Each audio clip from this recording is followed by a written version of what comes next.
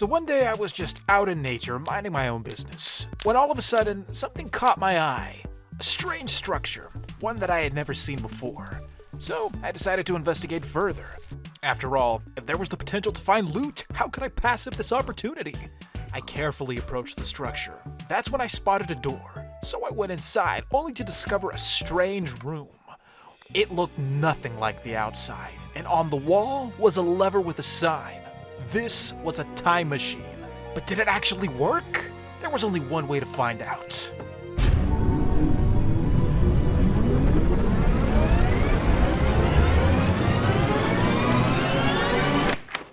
I don't know what it was, but something was off. Everything seemed a little different. And then, that's when it finally hit me. My flint and steel was gone. Oh yeah, and the time machine worked.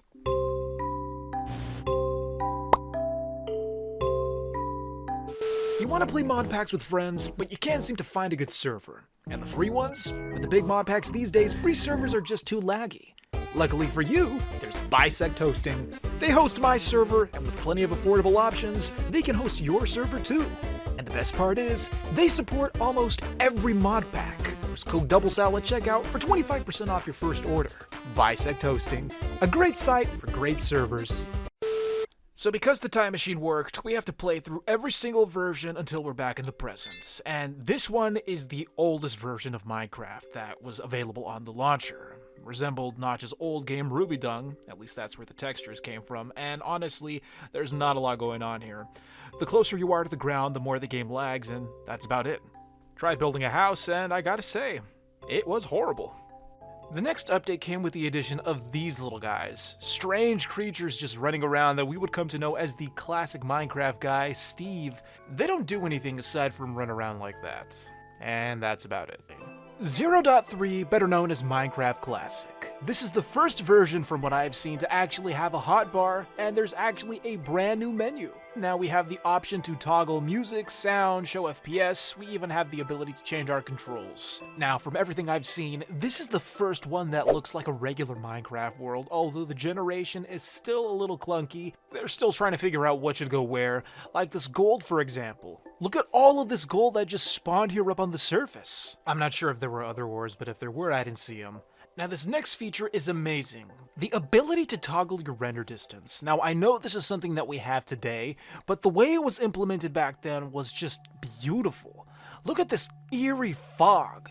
This is the type of fog you saw when you were looking at those old Herobrine screenshots. I'm pretty sure it was a demo. I don't know if there was a survival version yet, but what you can see here is the earliest form of what looks like a creative mode menu with all the blocks that are at your disposal. Look at the texture of that gold block. And speaking of blocks, look at all the wool we have. I don't know why, but I feel like we had more wool colors back then. Anyways, that was Minecraft Classic. Next up is InfDev. I know we skipped InDev, but that wasn't available on the launcher. Anyways, there's a main menu now. Not only do we have survival mode, but now we have infinite world generation. You can see we have a health bar, and we have decent world generation, and when I toggle F5 mode for some reason, I get rain particles. I don't know what that's about. In my opinion, this is actually the first update of the game that makes it look like Minecraft and not some knockoff. You have nice clouds, your iconic Minecraft pigs, and finally, we have access to crafting. I crafted some basic tools, trying to get a feel for the game's early mechanics, like the ability to gather seeds by just tilling grass. Or how about this other game mechanic of punching sheep to get wool? In a game without shears, that was the only way to gather the item. Now, I'm not a Minecraft historian, because I had no idea what I could and couldn't craft. Like a bed, for example. I have no idea when they added beds, so it was going to be a lot of trial and error. Thankfully, some things did work, like this chest. It doesn't have a custom model yet, so it's just a cube with a chest texture. It doesn't make a sound or opening animation, but that's okay. I wanted to experiment more with the crafting, so I tried making a door, only to find out that its sprite looked like a piece of cardboard, and usually you get 3, but back then, you only got 1. If you wanted 2 doors, you had to work for them. You want cobblestone slabs? There is no such thing, but there is the stone slab, which we still have in the game. Of all the differences in this Minecraft version, the most jarring is the walking animation. I'm a little confused as to what Notch was thinking when he implemented this, but maybe there was a vision I'm not seeing because he did create a really good game. Though Steve flailing his arms around like an inflatable balloon at a car dealership is still a little questionable. Old Minecraft is infamous for how dark it gets when it becomes nighttime. And when I say dark, I'm talking about borderline pitch black. You can't see anything dark. All you can see is the moon and the stars in the sky. And if you don't have torches, well, you're kinda doomed. In this case, I was that guy. Thankfully, I did have enough materials to craft a furnace and some wood to burn, and that provided all the light I needed. Ah yes, the lack of smooth lighting. The next day, I decided to get a little brave and explore one of Minecraft's early cave systems. I stumbled across one while journeying through a desert, and it was time to see what lied on the inside. And just like the nighttime, these caves were pitch black. The torches didn't illuminate that far, and well, I was really worried because I knew that the old mobs were a little more tricky to tackle given that there wasn't sprinting yet. Thankfully, I was able to mine, craft myself some basic armor, and then experience my first creeper explosion. And yeah, it blew up everything including the contents of my furnace, so I was not getting those items back. As for the old lava, extremely nostalgic. I love the old lava. It was time to begin construction on my house. A special home that would see 15 years of Minecraft fly by within the span of a couple of days. This was gonna be a humble house. Not a lot of decoration. I didn't need much, just a home to shelter me from the darkness. After that, I crafted myself a new set of iron armor, and with my brand new armor, it was time to start brainstorming on the next little project, starting a little wheat farm because I was gonna need some food. And aside from that, that was all for InfDev. Next, we jumped to Minecraft 1.0.4. By this point, we had already updated the door texture, plus we had some new features such as the redstone items like pressure plates and redstone itself. There we go, me trying out the new pressure plate. And of course, I decided to start expanding into the back of the house to make this little man cave. And how would we get in? Well, with the use of this brand new iron door, which would be opened with the brand new lever. I crafted some stairs, and for some reason, their sprite looked like that. With my pickaxe, I started digging out a mine shaft, which I would descend down with my brand new stairs, and then I crafted some signs to make a couch. You know, the classic Minecraft couch with the signs as the armrests. Leave a like if you used to build couches like this, or if you still build couches like this. Because I had a cave thing going on here, I decided to add a minecart for decor. To be honest, there weren't a lot of blocks to work with, so I had to make use with what I had, even if that meant using a minecart and some rails as decoration. I think they look okay. Moving on to 1.0.5, we now have a Mojang logo and an animated menu screen. Not a lot going on in this update, just some changes to snow and the way you can stack snowballs, but aside from that, I was going to use this opportunity to expand my house. I killed some pigs for breakfast, and then I began expanding by creating a new wing. What I was going to put here, I had no idea, just making this up as I go, but I'm sure I could find some use for this brand new space. And find use for it I did, because this brand new area ended up becoming my furnace room. Now, in Minecraft, pork chops don't stack, so you can only smelt one pork chop at a time, which meant I was going to need 4 furnaces if I wanted to cook them a lot faster. I even added a painting just to add a little pizzazz to the room, and that was it for that addition to the house. Now it was time to admire my brand new addition from the outside, and I gotta say, I think it looks pretty good. I went back into my house to find an intruder, though he was swiftly dealt with. I wanted to make this area more accessible, so I started construction on a staircase that would allow me to exit out of this little valley, and beyond the staircase, I decided to build this little fortification. It was a simple yet effective design, as it would prevent the mobs from pouring in from that area. Once that was complete, all I had to do was add some stairs for decoration, light it up, and like that, we finally had the makings of a small castle wall. Up next was Minecraft 1.0.11. This update introduced sugarcane, paper, books, bookshelves, clay, and a bunch of other cool stuff. There were now cows, which were also introduced a few updates back, though not available in the launcher. In this case, I was going to have to venture away from my house because all of those items were going to be in newly generated chunks. Thankfully, they added the boat, which meant we had a new method of transportation for exploring this new Minecraft world. Once that was crafted, I put together a little boat dock. Wouldn't even call it a dock, but, you know, it gets the job done. Once again, I attempted to craft a bed just to set my spawn, but nope, still too early. It was now time to set sail and explore all the new chunks that this world had generated. Hopefully everything I needed wasn't going to be too far away, because I'm pretty sure I didn't walk that far from spawn. Once I started sailing, I immediately noticed out in the distance cactus. I went to go harvest myself some cactus to grow it back at the house. It was time to look for the next item, clay. And of course, I wanted to incorporate bricks into my house, so we had to mine some clay. And then, sugarcane. Sugarcane is essential for sugar, paper, which is essential for books and bookshelves. We were getting a bunch of items all within a small span of time. Back at the house, I began planting my newly acquired cactus, and then from there, I went to my furnace room to start smelting all of the clay balls into bricks. I planted the sugarcane outside to start a new sugarcane farm that was going to be useful for later, and then I began placing torches all over because I wanted to illuminate the area to prevent monsters from spawning.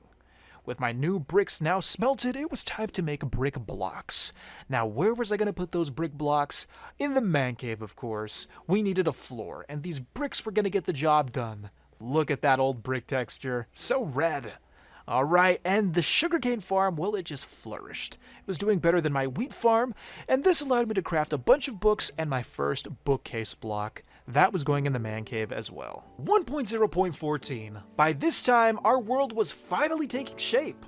This update added furnace minecarts, and honestly, I don't know what these do. I crafted and placed one just to have it, and then I went to the mines to encounter the newly added slime. Now, the slime was actually added in the last update, but this is the first time I actually saw one. When it split into multiple slimes, they just suffocated in the wall and took care of themselves.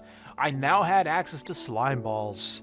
I then discovered this weird lighting glitch. When you drop an item, usually the item is supposed to have one shadow underneath, but these ones had multiple shadows. I decided to see how far this would go, and eventually the shadows would stack until the block was pitch black.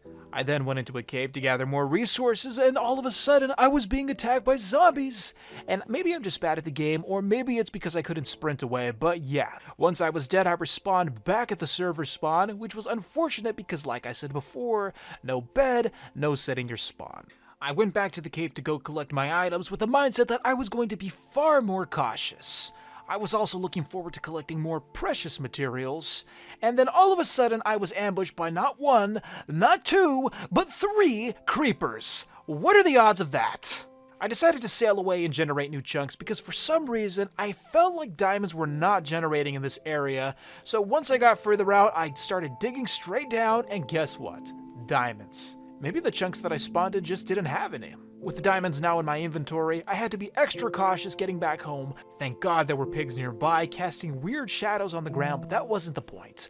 The point was that pork chops were being dropped, and pork chops acted as health. With my brand new diamond, I went straight to the house, and can you guess what I crafted? I crafted a jukebox. I didn't even have music discs to play, but I just had to have it because it was added, and well, who doesn't love a good jukebox? Since I was able to get my hands on some redstone as well, I decided to craft a redstone torch. Moving on to 1.0.17, whose most notable feature is the addition of fence blocks. You may have noticed that the crafting recipe for fences was a little different, utilizing all sticks and no planks. We are updating again to Minecraft 1.1.0. This update added the compass, an essential item to have because now I can actually find my way back to spawn, even on the longest of journeys. The next update added sneaking, and that was essential for me to build. The update also added brand new paintings, so I decided to expand the house by adding an art wing where we could display all of our fine pieces.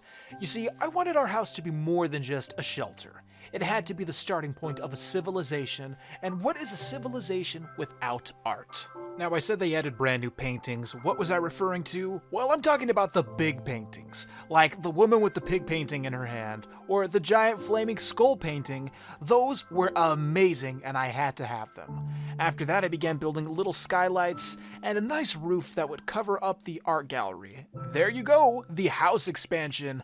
It was finally looking pretty good. As for the inside, it was beautiful. A little plain, but there is beauty in simplicity, and I'm sure as the game updates we'll be able to add more.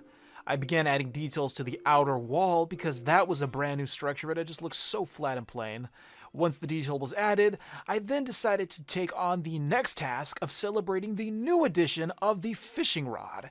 And how was I going to celebrate the fishing rod? By building a little fishing spot. A secret fishing spot. Look at that pig swimming in the secret fishing spot there. I would add some boulders for detail, some sugarcane to add some nice foliage. The area was finally complete. A perfect spot for the perfect fishing session. All that was left for me to do was to go out and get some string to craft my fishing rod. Unfortunately, the spiders were not feeling that generous. Once again, our game was updated, and I don't know if you've noticed, but there wasn't any sound up until now. I don't know why that is the way it is, but the sound was finally here, bringing us good old classics like the damage sound. I don't know if the splash sound has changed. I feel like this one is a little older, but yeah, it was finally nice to hear that classic Minecraft music, which I immediately turned off. 1.2.0. One of the first changes I instantly noticed was the color of the grass. Gone was that bright lime green grass color.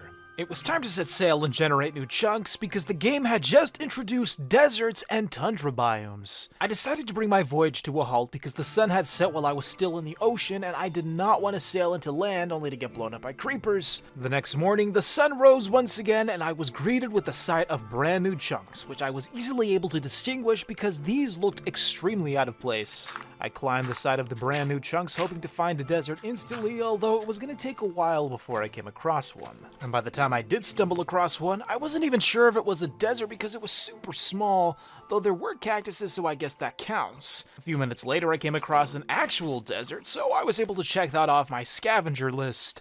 Next, we had to find a tundra. Now, I came across this snowy area, and it wasn't exactly a tundra, even though there was snow, because for it to be a tundra, there has to be very few trees, so I'm guessing this was just a random forest where the chunks changed and now the weather changed to match it. But here, this was a tundra biome. Flat, empty, snowy, not a single tree in sight.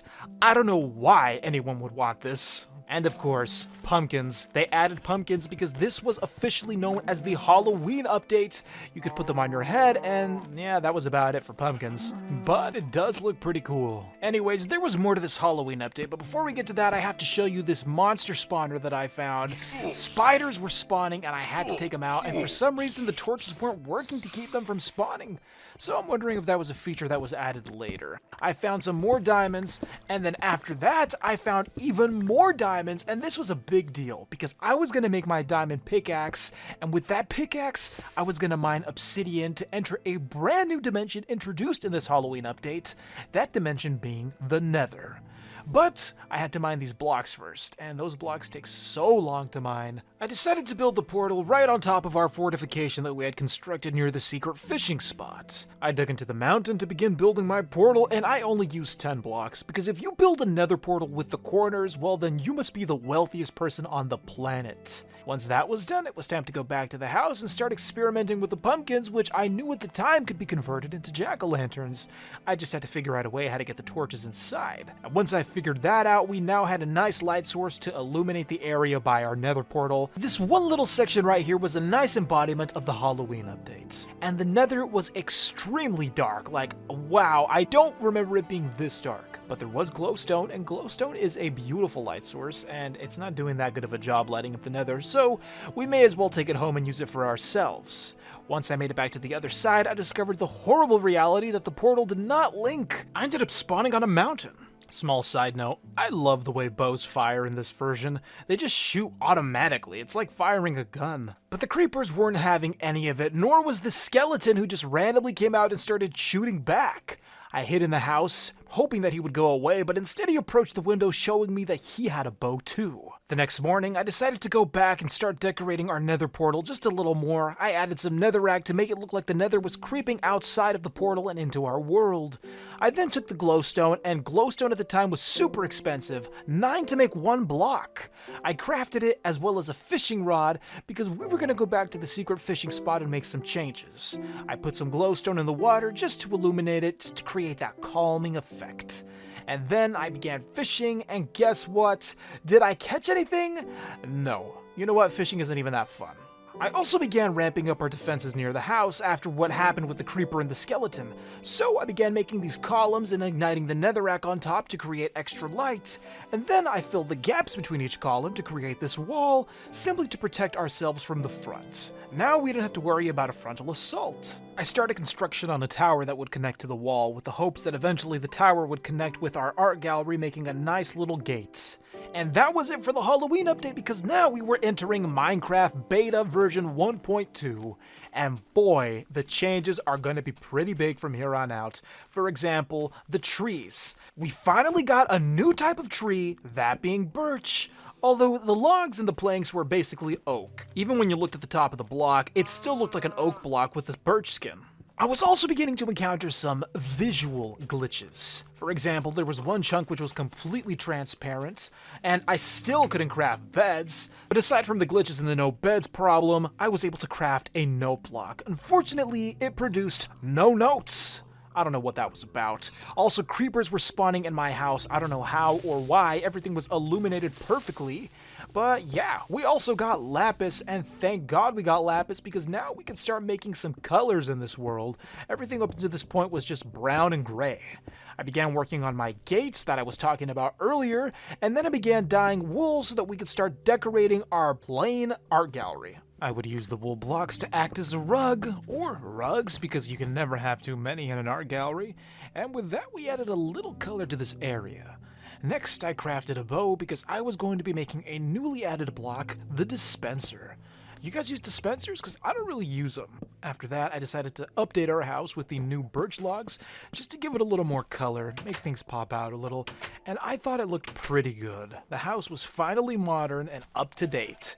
I even added some extra rugs in the art gallery, this time red and yellow instead of just the blue and yellow. And then it was time to make a cake. The first step to do that was to milk the cows. Then I put all of the ingredients together onto the crafting table, and like that, we had a cake. Although this one was display only, no eating. We could also convert logs into charcoal. I went to the desert to go mine some sand because we could now make sandstone. And with the sandstone, I was going to use it to replace our gross cobblestone floors in the art gallery, and I think the sandstone makes a really nice floor. Kind of looks like marble, suited well for, you know, an art gallery or an art museum. Minecraft Beta 1.3. One of the first changes I noticed was that in the single player level select, we now had a new interface. Next, it was time for Minecraft to take a step into the future. We now had smooth lighting. Gone were the days of that broken, blocky looking lighting. Everything was smooth. There were shadows. There was definition. It was beautiful. We also had wood slabs, but don't let the name fool you. These were basically a retextured stone slab because you couldn't break it with an axe, but you could with a pickaxe. On top of that, we finally got our beds. Now we could sleep, although I don't know if that still set our spawn. And yes, I got my flaming skull painting. The crafting recipe for stone slabs also changed. Now you don't get the smooth stone slab, you get the cobblestone slab, which I immediately added to my secret fishing area. We also had the addition of redstone repeaters. I don't use them, but just wanted to let you know that they're there.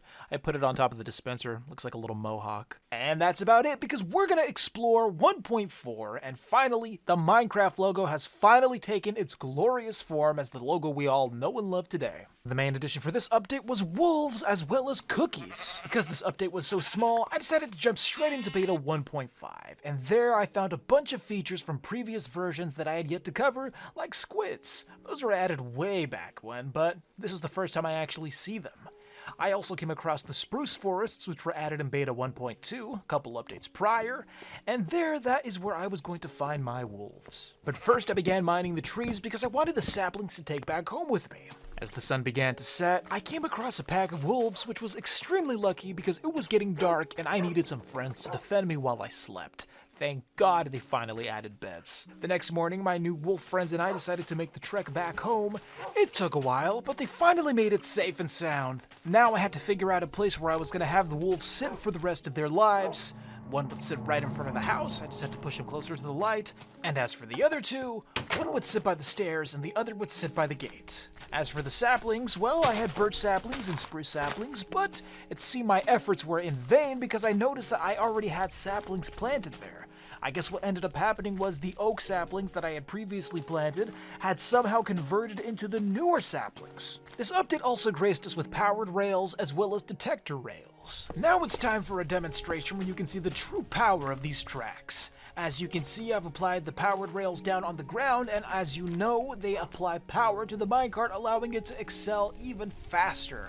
Also, the detector rails. How do you send a signal to a minecart without a redstone torch? Well, with the detector rail, of course. Once the minecart passes over the rail, it sends a redstone signal to the powered rail, and now it has power and the minecart is accelerating again. Very complicated, just kidding. Beta Minecraft 1.6. Lots of new features in this one as well. Famous features such as the achievement notifications, and there was also the achievement progress tree. As you can see here, you can track all of your Minecraft progress in this neat little window. They also added other features such as grass and trapdoors, and I love me some trapdoors for building. Also, they added maps, which are extremely useful for navigating. Not only do we have the compass, but now we have a piece of paper to help us figure out where to go.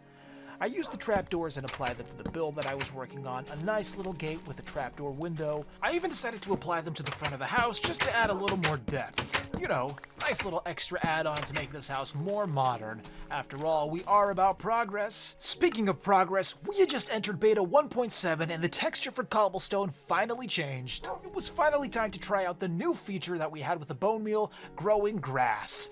Finally, I never thought I'd say this, but I actually missed the grass in Minecraft. Usually I wipe it all out with a water bucket to have that nice, clean, plain texture, but the grass just added that one thing that was making Minecraft, you know, feel like Minecraft. Then a pig got caught in my minecart contraption, so he was gonna spend the rest of his life spinning in circles. After that, it was time to begin a brand new project, one that was going to change the face of this world forever. I was building a new house. You see, the old house was good, but it was a little small, and as the game updated more and more, there were more features which required more space. So, it was time for an upgrade, a grand upgrade made purely out of stone. To wrap things up for 1.7, we were going to craft pistons as well as their counterpart sticky pistons. I don't really use pistons because I'm not a redstone guy, but yeah, 1.7. The adventure update, this update added a ton of stuff, including new world generation, Minecraft favorites like the ravine. It also added sprinting, which was a huge deal because walking everywhere is just dreadfully slow. On top of that, they added new farmable items, creative mode, new mobs, as well as the NPC villages. So it looks like the main menu got a slight overhaul with the animated background that we're used to today. It also looks like we have a new area to access, that being the multiplayer tab. Before, I don't think we had access to this. And now, well, as you can see, my game is a little buggy. I don't know why. For some reason, the textures weren't loading in. For example, my paintings were black. A lot of the textures were just bugged. It was annoying, but the game was still playable. The update also changed the biome we were in, converting it into a swamp biome. But time for the good stuff. Bricks. Stone bricks. The main block that we were going to use to construct this new manor. I tried to use as many new blocks as possible when constructing the grand entry hall. Wood planks for the floor, kinda basic, and then I was gonna utilize the brand new iron bars. That way we could have a nice safety railing in case anyone almost falls off. After that, it was time to go exploring for the brand new mob of the update, that being the Endermen.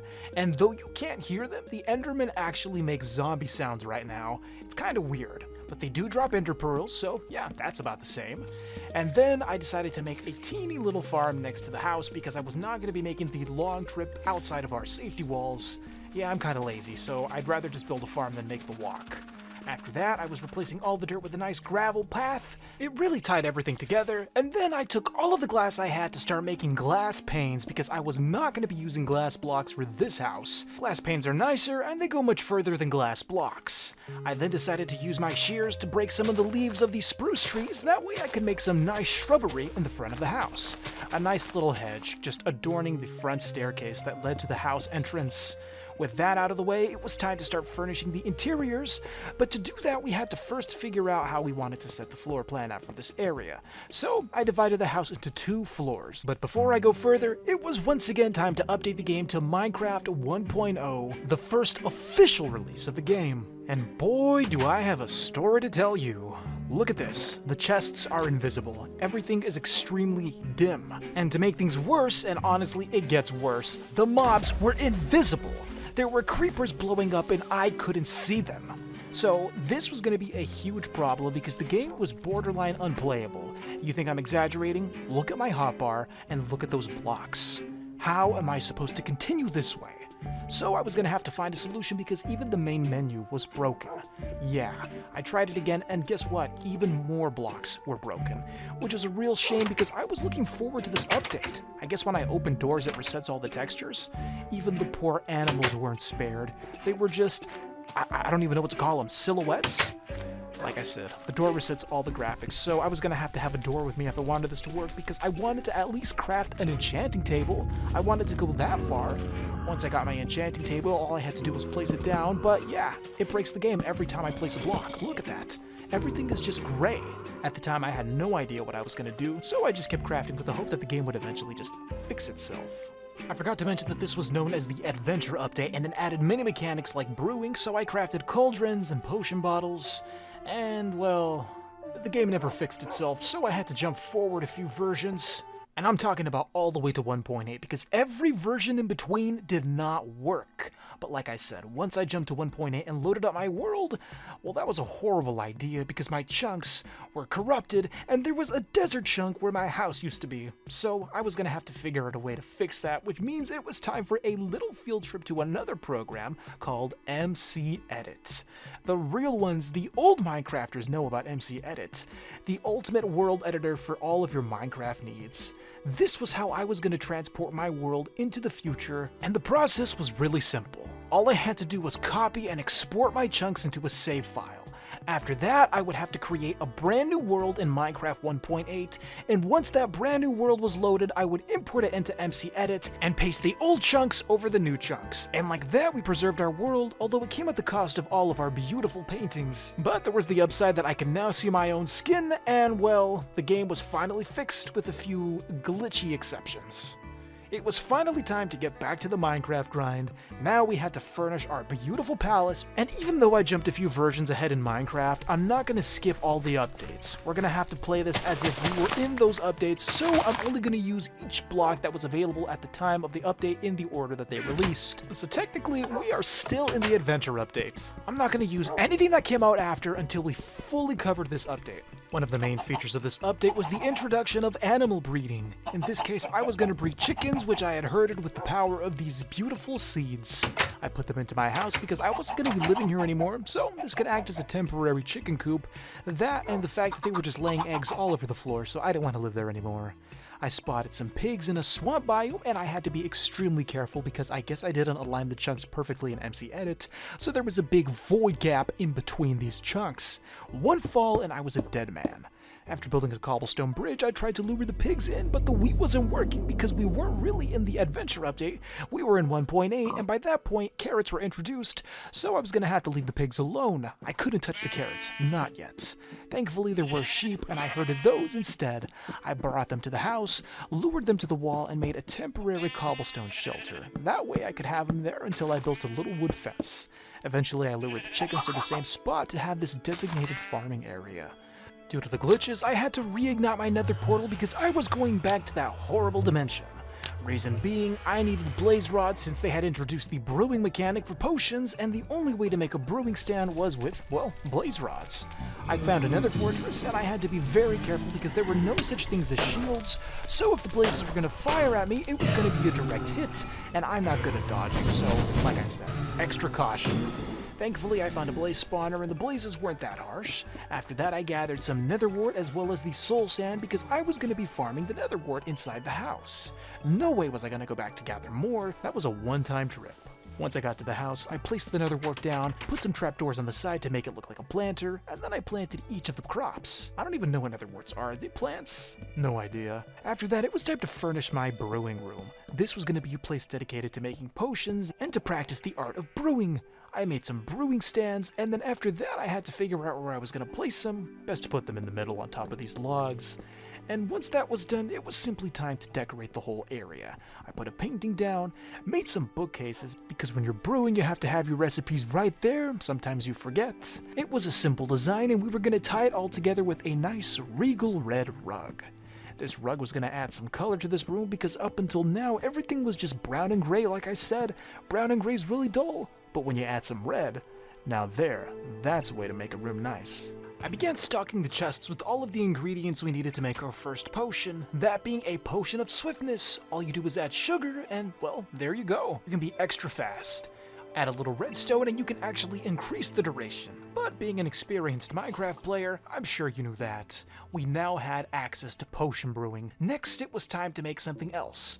The Eye of Ender. Now, I know that the end was available, but we were not ready for it. Also included in the adventure update was this awesome shield blocking. Back in the day, we used to salute each other like this. Minecraft 1.1 added a few features such as spawn eggs, the ability for sheep to regrow their wool, and the addition of super flat worlds. Now, because half of those features involve creative mode, we're just going to skip over to Minecraft 1.2.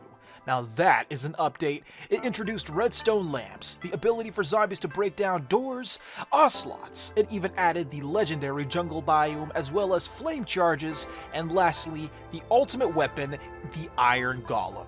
Let's check it out. Redstone lamps are one of my favorite blocks, so as soon as I loaded up the world, I made sure to craft myself a couple just to add to the base.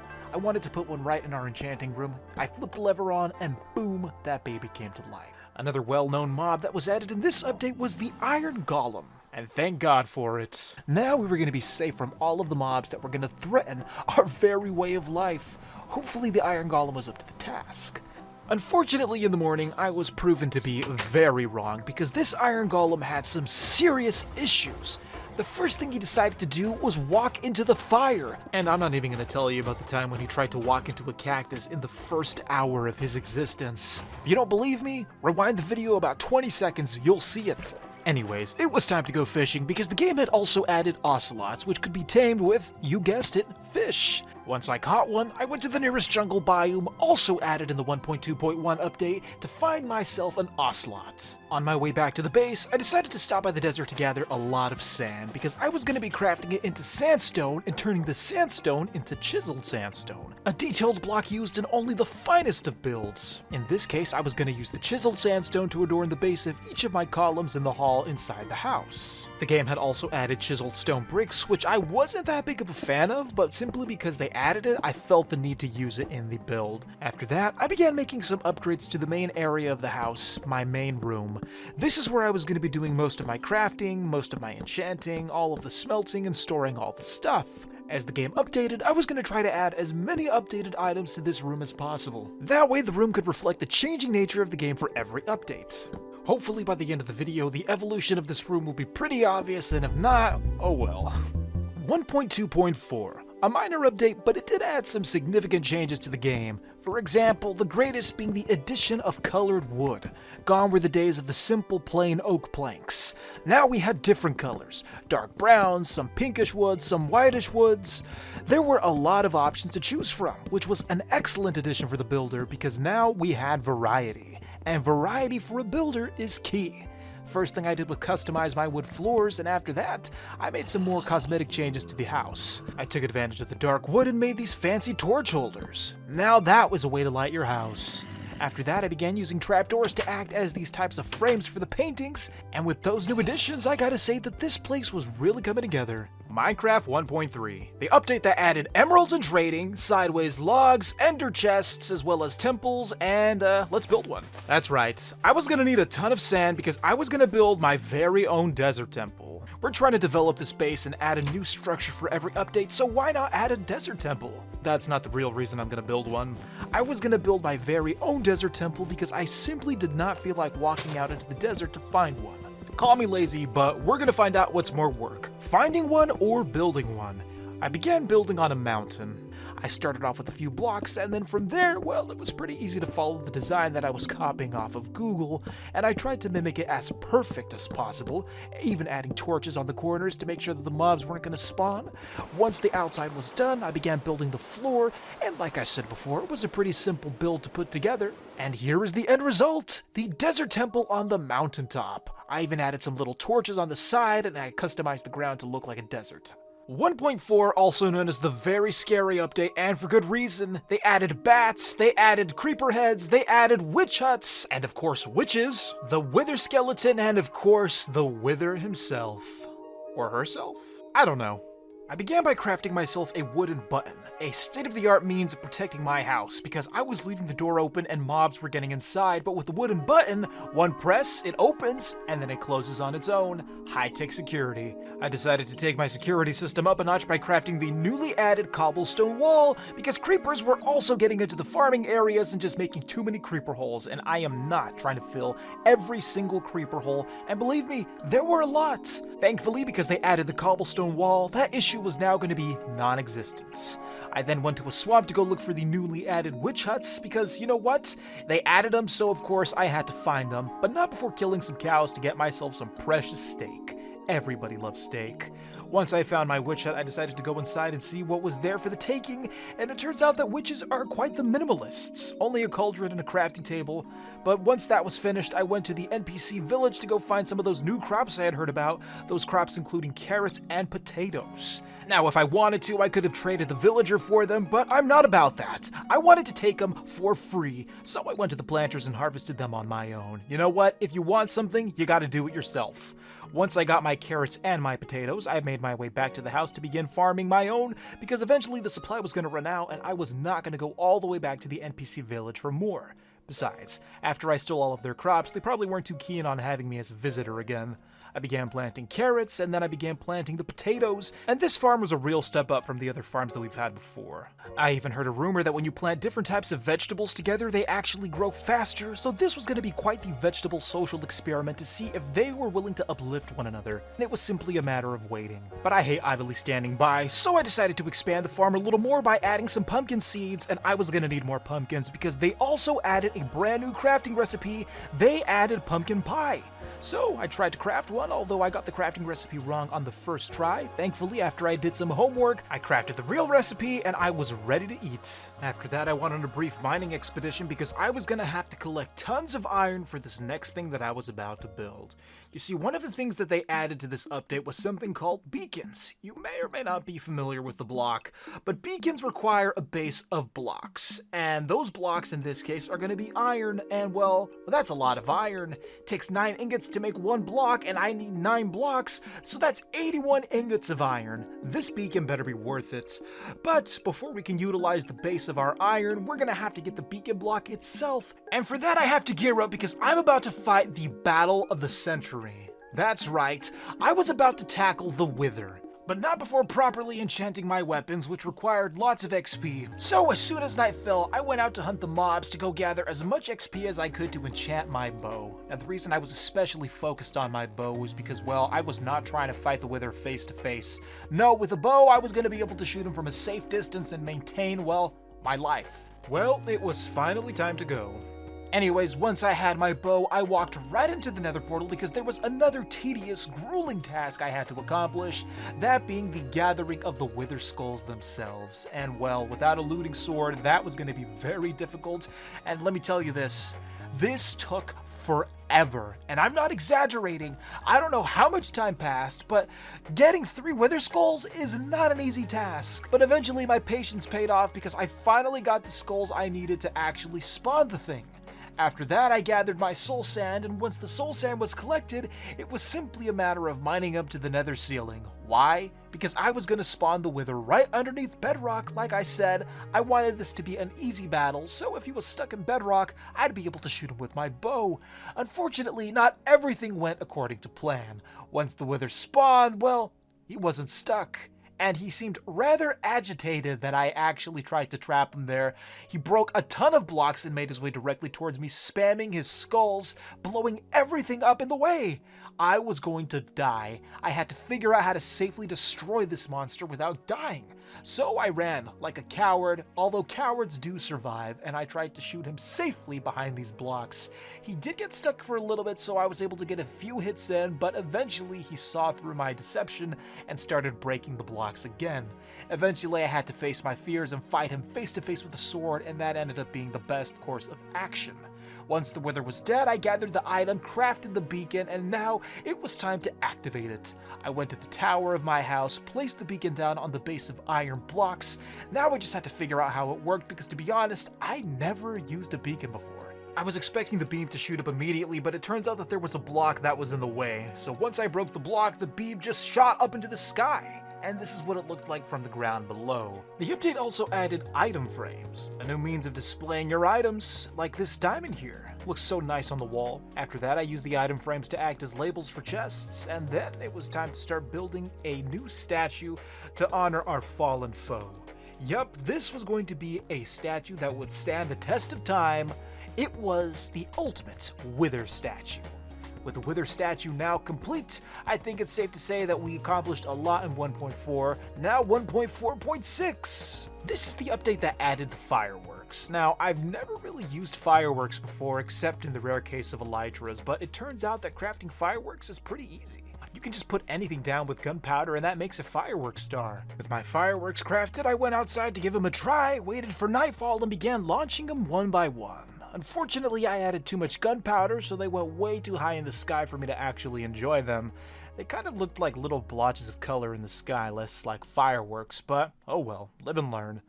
After that, I crafted some books because you can now enchant books as well, which was great for cycling through enchantments. And now we are in Minecraft 1.5, also known as the Redstone update. And to be honest, I wasn't that excited for this one because I'm horrible at using redstone. But we still have to honor the update because it exists, so that meant it was time to go mine a ton of redstone for the next build.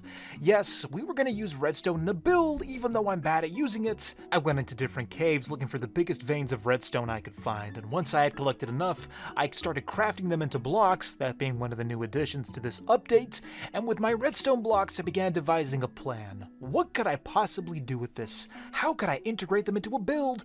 But not before figuring out that I could actually upgrade my furnace setup with the power of hoppers. Hoppers make it so much easier to auto smelt by allowing you to automatically input items into a furnace and then outputting them into a chest. After that, I crafted a weighted pressure plate just to have it. It looks like a golden plate. I even crafted an iron one. So yeah, those are decorative. After that, I went to go get my favorite block in this update, that being quartz. Yes, believe it or not, quartz was actually added in the redstone update. I don't know why, I don't know how, but somehow there was a correlation between quartz and the redstone update. I'm sure it'll come to me eventually. But with the quartz, I began constructing a temple to redstone. The redstone was going to be honored with its very own structure, with the columns of each one being adorned with redstone at the base. With the redstone blocks placed down, I now had a marking to place each column. Now the columns were being constructed, and after that, it was time to add the redstone lamps. The redstone lamps would illuminate the temple, and I figured out why they added quartz. It's because you have to use it to make daylight sensors, which we were going to implement so that our lamps lit up at night. After that, I added some hoppers to act as these torch holders. I ignited the netherrack, and like that, the temple was nearly complete. But first, I wanted to add this redstone rune on the ground. Honestly, I was trying to go for like an occult type shape, you know, because it's a temple. And I don't know if I accomplished that successfully. It looks like somebody spilled blood on the ground, but you know what? I guess that kind of makes sense given the temple vibe. And there it is, the Redstone Temple, a temple to technology. And now we are in 1.6, known as the Horse Update, because, well, they added horses, as well as coal blocks, hay bales, and horse armor, and a bunch of other little things. It was time to go grab a horse. So I grabbed a saddle, which I had been saving for the longest time, found some horses nearby. Now I had to go through the fun process of taming one, and the horses were very stubborn. They did not want to become my friend, but eventually one relented and became one. Now that I successfully had my own horse, I was able to put a saddle on and test his speed, and it was kind of slow. So I accepted him for who he was and took him back to the house, where I was going to have him stay until I built him a stable. I'm assuming it's a guy. Anyways, I crafted a lead with a slime ball and some string, took him back out to the front and tied him up to a fence post because horses don't belong inside. And once that was done, I began shearing some sheep because it was time to move on for the next project.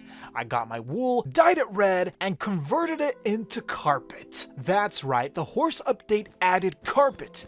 And is it bad that I prefer the carpet over the horses in the horse updates? Anyways, I added the carpet all over the place, and once the carpet was added, it was finally time to start tending to the horse. He needed a house, and so I was going to build him a stable. I got some cobblestone and began building a small extension of the house behind the main structure. I had to mine into a mountain a little bit, and once I made some space, I began building the outline for what would be the horse stables. Now, once that was done, I mined some dirt because I had to flatten the ground to build, and then I added added some stone and cobblestone to make this nice little textured floor pattern. The horse was going to sleep on stone. It sounds harsh, but I'm sure he would find it comfortable eventually. Once that was done, it was time to build the rest of the structure, but not before crafting some spruce fences, which was going to keep the horse from escaping. With the fences now added, all that was left to do was add the gates, and then it was time to begin construction on the roof. I used the logs to start creating beams, thank God we finally had sideways logs, and then I used slabs to make up the rest of the roof, which I wanted to have in a type of arch shape, and then I used trapdoors to create these little skylights in the ceiling. When that task was completed, it was now time to take into consideration what the outside of these stables were going to look like. So I began smelting a bunch of netherrack to make nether bricks, to make the nether brick blocks.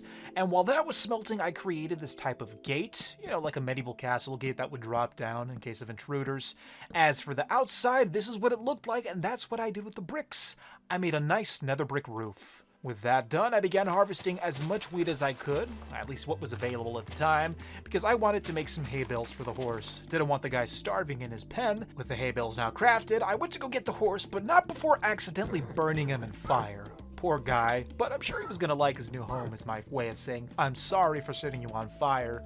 I put him in his pen, placed down a hay bale, and well, yeah, that was it. I left him there to his devices. Put some torches outside, that way monsters wouldn't spawn, and that was actually a valid concern. It was really dark in this corner of my base, so I had to place down more torches, extra fences, just in case the creepers wanted to pull anything dumb.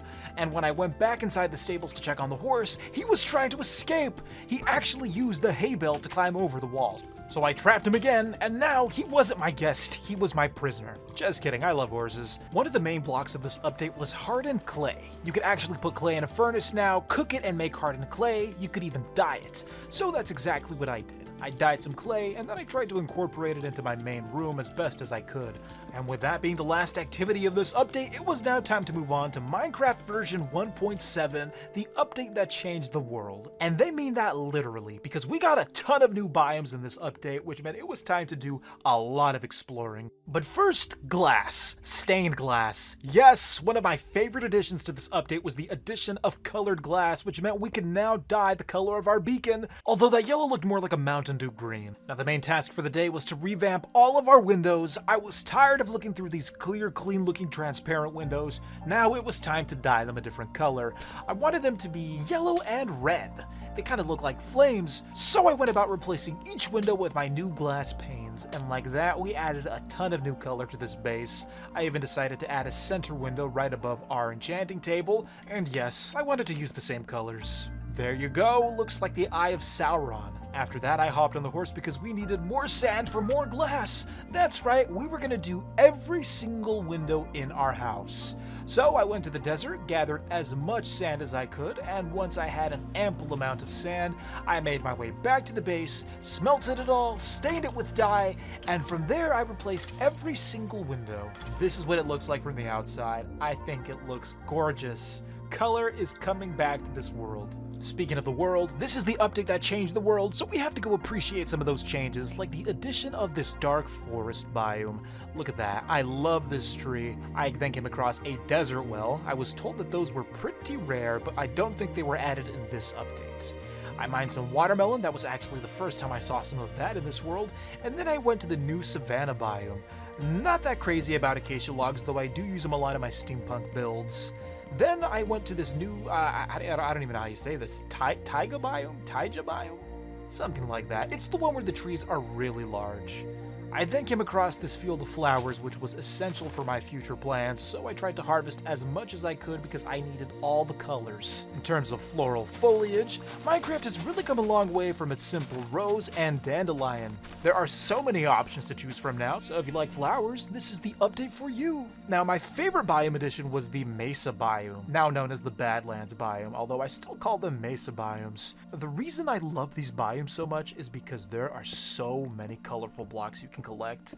And then you have the views. I mean, come on. That is a view.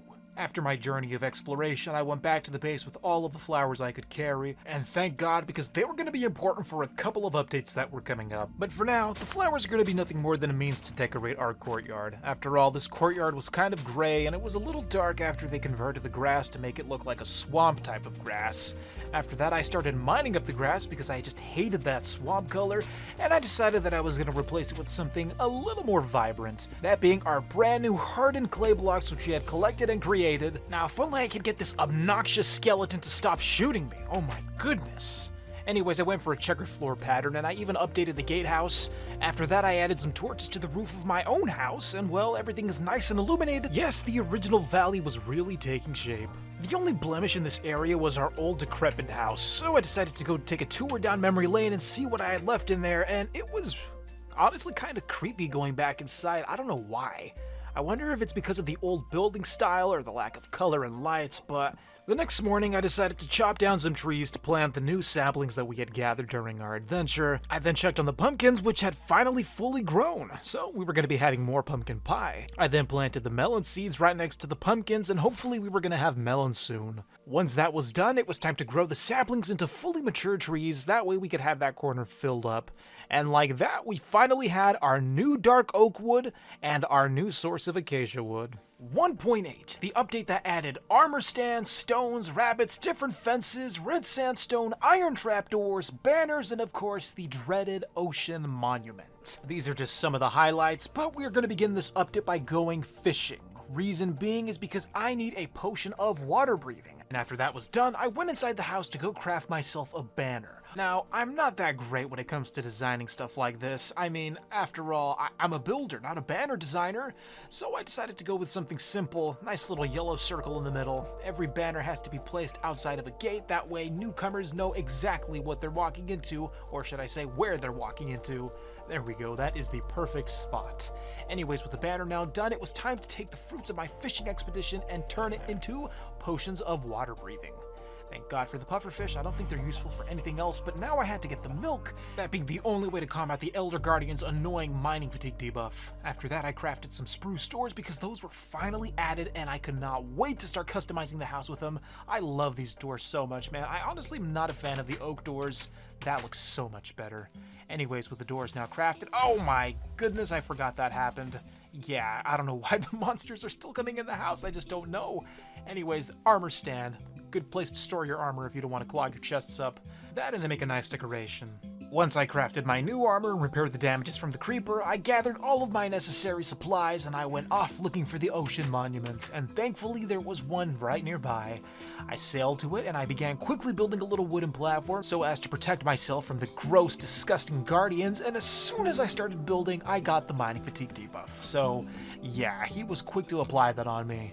Now, I was going to have to be very careful about how I went about this because you know what? I am horrible when it comes to fighting guardians, and they're probably the second most annoying mob, that first being the creeper, obviously. Within the safety of my oxygen pocket created by the spruce door, I began shooting the Elder Guardian right from above. He was trying to hit me with his beam, but my bow and arrow prevailed and killed him. After that, I had no intent of going deeper into the monument. I just wanted to mine the surface layer of blocks, that way we could incorporate them into a build. I had no need for gold, nor did I have a need for sponge. Although, you know what? Since I was here, I would try gathering some anyway. Now, when sponge is wet, it's pretty much useless, but I did hear that you could actually go into the nether, place the wet sponge, and it would automatically dry. So I decided to give that a try, and it didn't work. I don't know if that's an update that came later, or if that's just a feature that doesn't exist at all. I went back to the monument to go mine some more blocks, that way I could have enough for my future build, and then once that was complete, I went out to go mine some of the new stones like this diorite block. Now, old diorite is kind of ugly, as is this old granite texture. A lot of people, I don't really think they liked these at the time. They kind of referred to them as inventory cloggers, you know, just useless blocks that filled up your inventory.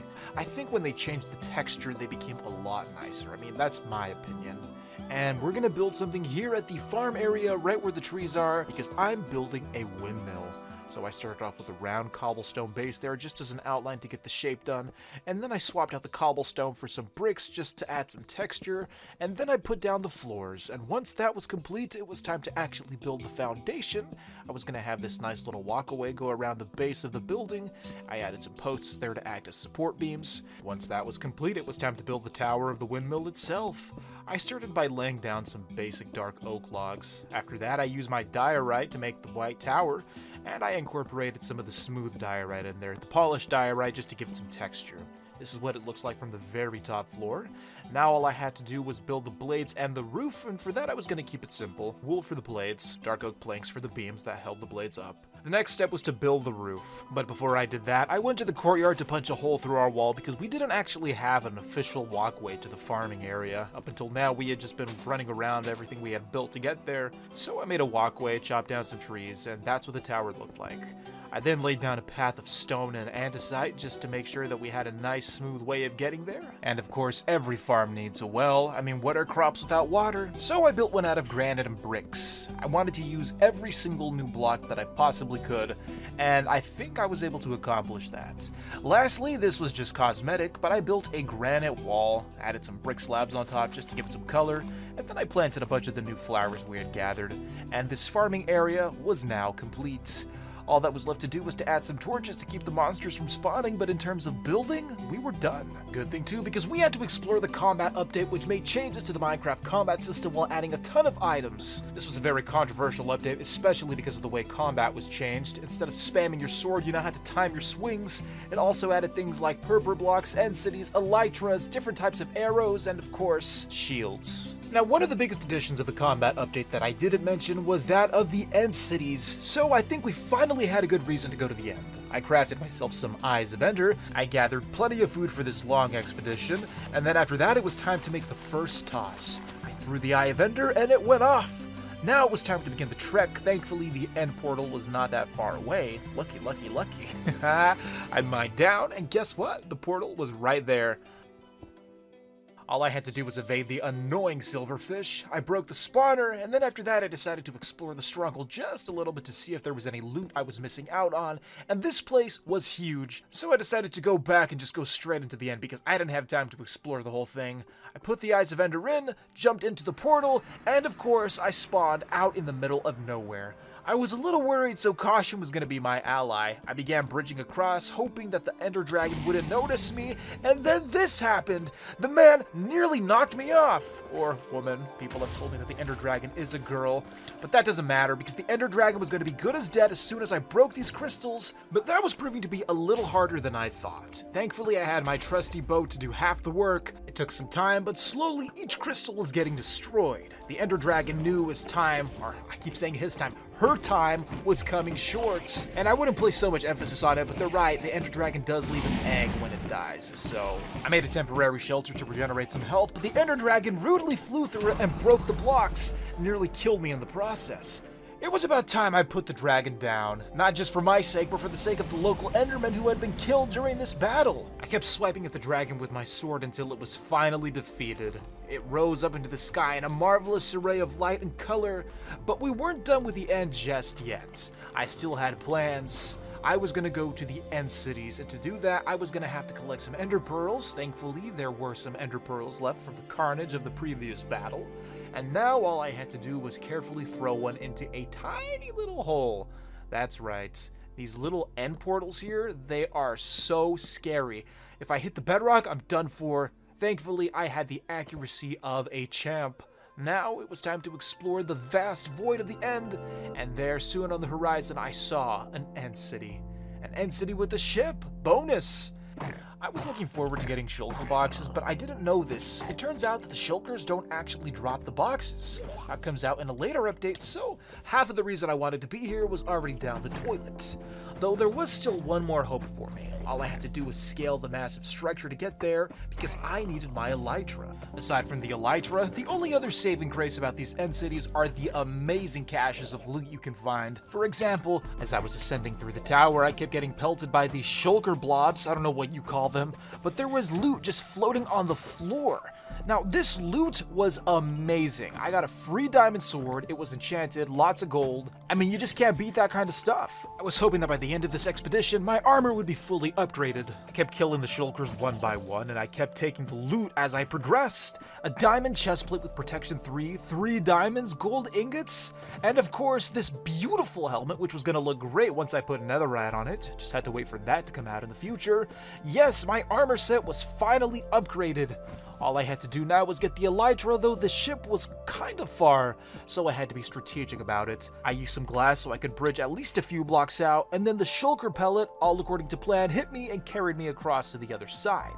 I threw an ender pearl, that way I wouldn't chance falling into the void, and then I safely landed on a ladder. And there it was, after killing the last shulker, an elytra just free for the taking. Once I gathered some of the loot in the chests, I then went for the main course, that being the elytra itself, beautifully displayed on an item frame. It was now time to take the elytra out for a flight test, and usually I'm pretty good at maneuvering with elytras, though I don't have the assistance of rockets this time, so there was going to be no boosting, it was simply going to be pure gliding. Now, gliding in the end, a little scary when you can fall in the void, though I think I was able to get it down pretty quickly. The journey back was going to be a lot shorter than the journey to the actual end city itself, because now I was flying at top speeds. That's going to wrap it up for the combat update. It was finally time to move on to the next one, that one known as the Frostburn update. The Frostburn update added a few interesting features such as fossils and bone blocks, red nether brick and magma blocks. They added the new enemy known as husks, which were basically zombies that could survive during the day, polar bears, strays, and of course the savannah villages. And with that, it's time to explore this update. We're going to begin by going into the nether to gather the newly added block, the magma block. Now the magma block is going to be useful for later, but for now we're going to use it for a cosmetic addition to our nether portal area. I began by breaking some of the cobblestone. The idea was that I was going to add the magma blocks to make it look like the nether was continuing to expand out into the overworld, and of course I was going to add some additional changes later, but I also wanted to utilize another new block, that being red nether brick. All I had to do was combine nether wart with the bricks themselves to create the new block, and then I began adding this type of pattern to the side of my roof. I wanted to add some more color, some more texture to this building, so with the red nether bricks I could accomplish that. And once that was added, I used the leftovers to enhance my nether portal area by building this cool facade. And this is what the front of the house now looks like. I decided to add a red nether brick outline to the fronts of the roofs as well, and I think the roof just looks so much better. It has a lot more color, there's a lot more depth, and all in all, it really ties the house together. Now it's time to craft the next item, the bone blocks. Now, I don't really know what bone blocks are used for aside from, just being a more efficient way to store bone meal, but I never have a surplus of bone meal.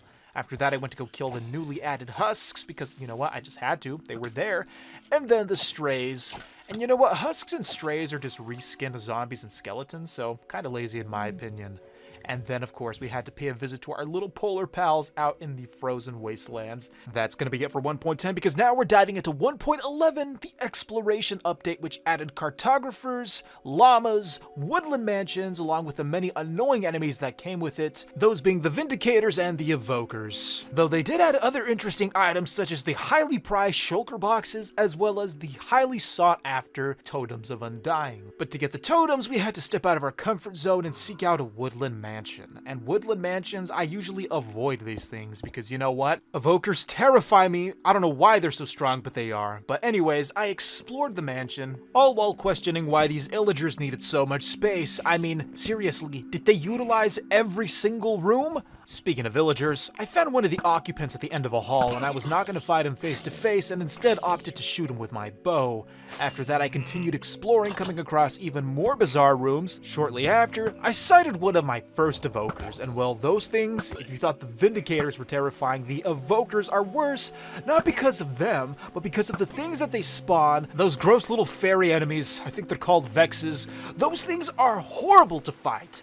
Once I had my totems, I went back to the end city to go gather my shulker boxes. I mean, shulker boxes are an absolute must. Who doesn't love having a second portable inventory on them? Then I went to go get the dragon head that I had forgotten to collect during the first expedition, and it fell all the way to the bottom. So yeah, that was annoying, but on the bright side, I was able to dye my shulker box yellow. A beautiful color, which is perfect to transition on to the next update, the 1.12 update known as the World of Color. An update that added concrete blocks, glazed terracotta, retextured more vibrant wool, and of course, the beautiful bird known as the parrot. This was a fun update because it added so many new blocks for builders, and it added these cool little birds. I crafted myself a diamond shovel, and all I had to do was enchant it so that I could get efficiency or at least unbreaking. Reason being was because the main focus of this update was the concrete blocks. Concrete blocks are stunning. They are so vibrant, there's so many colors. If you want to build anything, you may as well build it out of concrete because there is a color for every suitable need that you could possibly have. Now, to make them, you need a lot of sand and a lot of gravel. That's the only downside. They're a crafting recipe. They are kind of expensive if you don't have a good shovel on you, but once you have a good shovel and some dyes, make it whatever color you want and build anything your imagination can conjure. The only annoying part aside from the crafting recipe is actually turning them into concrete, because you have to submerge the powder in water and then break the concrete block one by one. So this is what I usually do. I just build a tower, let the sand drop into the water, it instantly solidifies, and that's the best way I know how to do that. If there are other ways, I'm sure I'll have to figure it out later. But yeah, with these blocks, I was actually wasting their potential by building this ugly modern art piece. I honestly didn't know what to build at the time, so this was the best thing that I could come up with. Hope you guys like it. And they also added colored beds. Yes, the second best thing about this update. 1.13, the aquatic updates. This was a very much needed update because until this point, oceans were very boring, very barren, and now that we have the aquatic update, they were teeming with fish, turtles, different types of plants, and of course, they added buried treasure. Who doesn't love buried treasure? As well as this blue orb of power, which I still don't know what it does, but yeah, conduits. For the first time in years, the Minecraft menu has a new animated background. It was about time. And now, to begin this journey, we of course find ourselves at the water, with our goal to harvest the newly farmable item, kelp. I mean, who doesn't love kelp? It's extremely useful in the Create mod, but in vanilla, I'm pretty sure you can eat it or something. And yes, once we gathered a lot of kelp, I think that was enough to start a little farm. I came across this ruined ship. And yes, though the structures were fun, the game also added a new enemy known as the Drowned, the only threat to make your underwater exploration perilous. Yes, the Drowned were very annoying, especially when they were throwing their new weapon, the Tridents. Now, I don't use Tridents, although I should because they're super fun to use, especially when it rains, but that's something for later. There are also ocean ruins where you can find maps that tell you the location of buried treasure, but only if you can hold your breath long enough to find one. In the past, the maps have usually been unforgiving to me because they always show me a treasure that's so far away, but in this case, the treasure was right across the water. I carefully evaded these newly added turtles, began digging with my efficiency shovel, and this thing is like a power drill, and I came across the chest. And inside, loot, but the main highlight was the item known as the Heart of the Sea. The Heart of the Sea was an essential item in this update because it created what was called a conduit, though more on that later because we were going to enjoy the brand new birch boats. That's right, gone were the days of having only one boat. This was added in 1.9, but we didn't have a use for it until now. Now you could craft a boat of any color with any wood. We took our vessel to the newly added coral reef, which was basically the most gorgeous addition they did for the oceans because coral reefs are so bright and colorful, and then they added the sea pickles, which are kind of ugly themselves, but they do illuminate the area quite nicely. I harvested some sea pickles because I was going to use them for our little water grove area where we had our fishing spot. Then I went back to the boat because it was time to begin the next leg of the journey back home. With sea pickles in hand, I went to the secret fishing spot, planted them down, and now we had a nice way of illuminating our area, aside from the glowstone, which really wasn't doing that good of a job. I even planted some kelp, and like that, we made our area a little cozier. Speaking of kelp, I needed a place to farm it, so I began using our old bay that we had once used to sail in the old alpha versions. I then crafted a conduit with a nautilus shell dropped by the Drowns, and I was going to use that for later. But the main thing I wanted to make for this version was an elevator, a water elevator, and to do that you need kelp to create source blocks of water, and then once you have that, you have to utilize soul sand and magma blocks, because they added a new feature, bubbles. Now, bubbles can actually elevate you or pull you down. If you use soul sand, it's going to shoot you up. Just as you are watching here, I am being jettisoned up to the very top of this mountain, which leads directly to our redstone monument. Of course, you do need a way back down, so that's when you use magma blocks. But I'll show you that after I add these glass blocks here. Now we're going to swim down to the bottom to utilize the magma blocks. And once you place the magma blocks in the water, you see the bubbles. Now they are flowing down. So in conclusion, soul sand equals up, and then the magma blocks equals down. And I gotta say, as you're ascending or descending in the elevator, the view is quite stunning. Alright, now it's time to enjoy the next item added in this update. This one was one of my favorites. I know I say that a lot, but I really mean it this time. That being the addition of different types of trapdoors. Specifically the spruce trapdoor, and for me this was a game changer for building because now I could make myself some wood arches, which I'm gonna do later, but first I wanted to utilize this wood to decorate the elevator lobby area.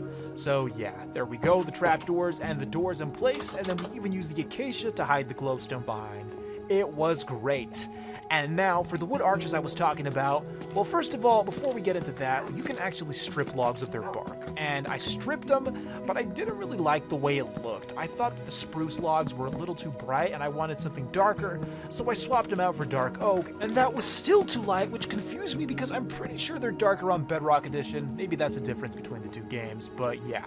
That was what it looked like, and those are the trapdoors in place, and I do love the way they round out the arches. We are approaching the end of the aquatic update, but before we wrap it up, we have to build one more structure. Actually, strike that. We have to build two more structures, that being the conduit structure, and once again, like I said before, I have no idea what this does. Correct me if I'm wrong, but I believe it's used to defend against guardians and drowned. I think it shoots a laser, but yeah. Anyways, that was built, and now it was time to decorate the bay area because you know what? It was kind of plain. So I wanted to enhance it somehow, and how was I going to do that? Well, thankfully, I still had some leftover prismarine from my ocean monument expedition, and I was going to use it to build a silly sea serpent. Reason being, I didn't know what else to use the prismarine for, and sea serpents, well, they seem to fit the theme perfectly for the aquatic update. And there it is, soaking in the water, proud as ever, the silly sea serpent, although he wasn't that silly. And now for the worst edition of the aquatic update, the phantoms. I don't know why you guys wanted this, I don't know why you voted for this, but yes, this was the first of many disappointing mob vote results. That was fun in 1.13, but now it's time for 1.14, the Village and Pillage update, which added village raids and, of course, revamped villages, which came with a ton of new blocks, including mobs such as the fox and panda. Once again, we have a new animated background for the main menu, and now it's time to explore this update, and for that, we're going to begin by starting with the furnace upgrades. That's right, we're done with regular furnaces because now we can upgrade them into smokers and blast furnaces, specialized furnaces for cooking food or for smelting ores. Excellent additions that speed up the cooking or smelting process. Yes, these were a must for our base. And now it was time to test the smoker by cooking one of my prized pork chops, and look at that speed. Another change made by the update was the addition of the retextured wheat. Yes, wheat finally looked like wheat now. The update also added barrels, another alternative means of storing items if you wanted a more rustic look that you couldn't really get with chest block. And barrels, they are pretty to look at. So I wanted to put them to use by harvesting some of the wheats as well as some of my potatoes. And once I had those crops, I put them in the barrel, and like that, we finally had a storage system for our farms. Good, because it was time to move on to cartography as well as fletching, blocks that could be used to change the professions of villagers if you wanted to start a villager trading hall. I never figured out how to use the cartography table. That thing has always just confused me. If someone knows, please let me know. And now it was time to move on to the next task, to build a blast furnace room. I wanted to go for a blacksmith shop type vibe, so I began adding as many forging items as I could, like campfires, furnaces, anvils, armor stands, and of course the blast furnaces themselves. I even added some chests and some barrels just to tie the room together, and I think it came out pretty good. I even added a giant pile of coal in the background as well as a stone cutter. Then I crafted some newly added lanterns to decorate the walkway that goes straight into the main entrance. And then I added lanterns to the stables, that way our horse could have a nice little light to look at because he was never seeing the sun again. The update also added crossbows, which I never use, but because they added them, like I said before, I have to give them a look. Old Betsy, I guess that's what the crossbow's called. and of course the smithing table, which has no purpose now, but believe me, it will in a bit. It was then time to check out one of the newly revamped villages to see what all the hubbub was about, and yeah, villages did look prettier and they had way more useful blocks than they did before, like the composter, a block you could use to create bone meal by filling it with crops. They also added hay bales, which was basically just free bread if you converted it into wheat, and of course the golden bell, which to this day I don't think it has a crafting recipe yet, so this is the only way to obtain it, correct me if I'm wrong. But now for the main feature of this update, my main feature, the bamboo forest. And not only that, but the bamboo forest has something very special. I'll show you once I finish harvesting this bamboo because the bamboo is just absolutely stunning. But yes, the main feature being the addition of the panda. Look at the panda! Oh my goodness, I love Minecraft pandas so much. You can even feed him bamboo. Look, watch, he's gonna hold it in his little hand and he starts munching on it, and pandas are just a universal thing enjoyed by all creatures, including this zombie. Him and I had a mutual understanding that we could not fight in the presence of such a cute panda. Look at how we nod at each other. Anyways, the creepers, on the other hand, they're just horrible. I had to put the creeper down. He was not going to agree with me on that. And once that was done, I planted all the bamboo around, because we had to plant something here. It was just so plain by the wither statue, and in short time, because bamboo grows fast, we were going to have a nice bamboo area. I even decided to plant the leftovers around the secret fishing spot. That way we could truly have a secluded fishing grotto, and like that, we'll check on it later, because now it was time to move on to the small update, the Buzzy Bees edition. And this update added bees, and that's about it. Bees and honey. It's kind of a small update, kind of a disappointing one, and by this point people were beginning to question Microsoft's ability to actually successfully run the game. Now maybe this is just my anti-Microsoft bias, but I feel like the gaps between updates were getting larger and the updates themselves were getting smaller.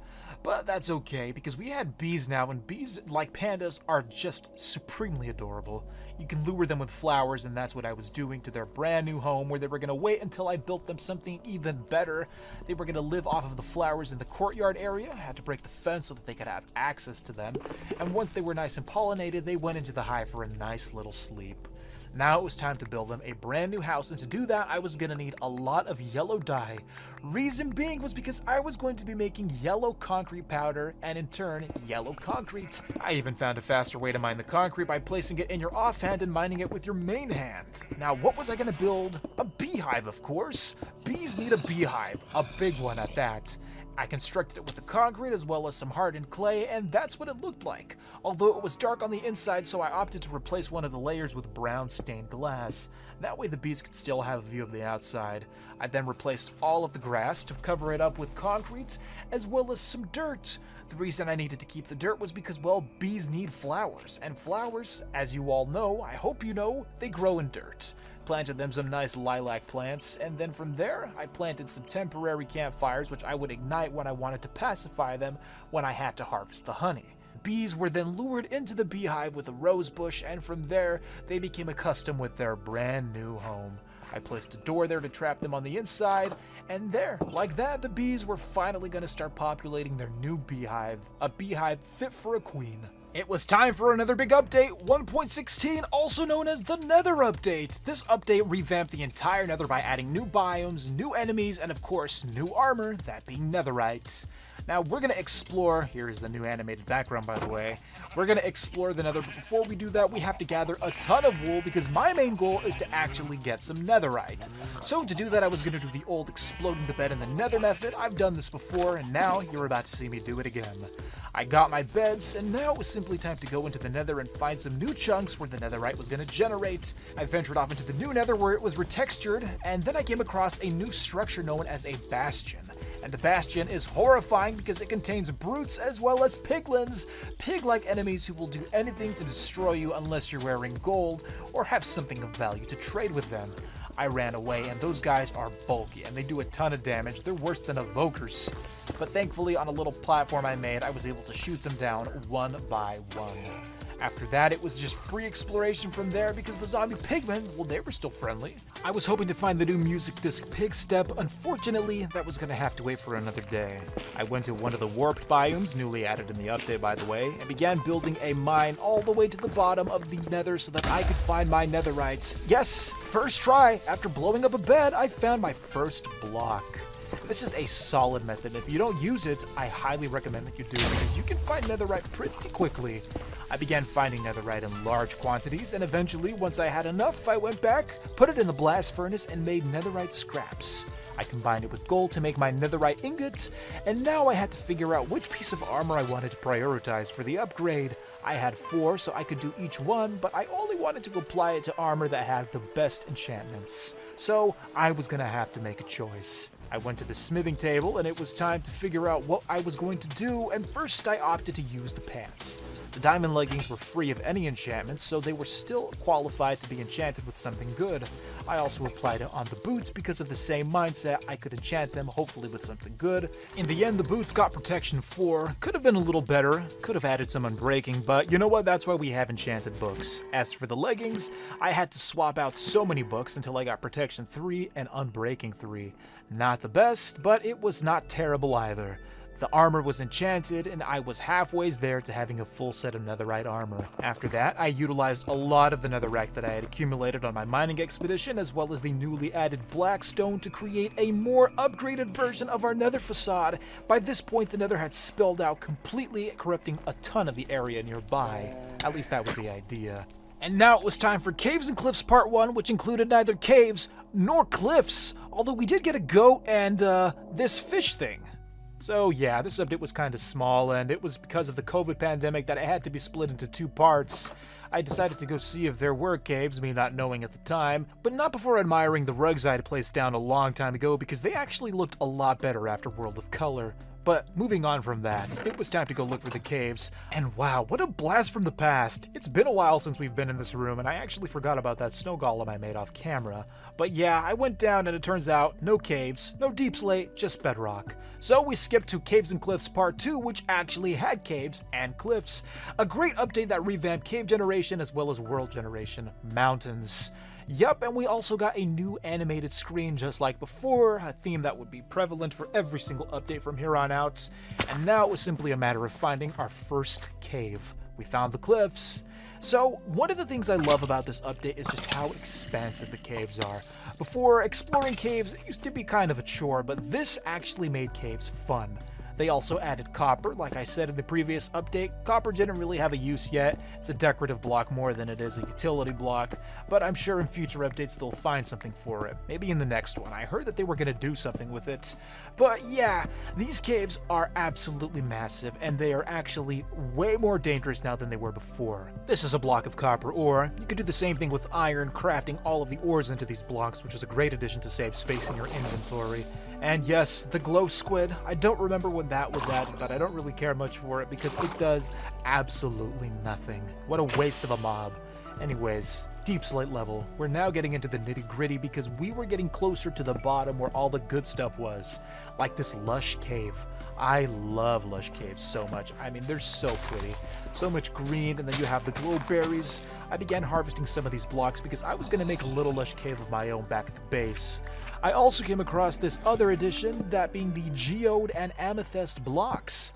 Amethyst blocks are just so interesting to me. I don't know what they're really for, but people make such a big deal out of them. I mean, they're kind of pretty, yes, and the calcite is beautiful too, so I mined some of it so that we can make our own geode back at the house. I was going to build it right above the farm, and in order to do this, I had to blow up a cave in the mountainside. Thankfully, I had a lot of gunpowder, which I used to make TNT, and with that, we made a difficult job very easy. After that, I began filling in the hole with all the amethyst and calcite I had mined, and I had a lot of it. Thankfully, I had enough just to accomplish the task. And then right down below, I made a second cave with even more TNT, this time filling it with water and moss, because I was creating my very own custom lush cave. And on the outside, I even decorated it with some of the bamboo that I had grown. And here you go! Lush cave on the bottom, and then the geode on top. I think it came out really well, but to tie it all together, I had to, of course, include a waterfall that came down from the ceiling.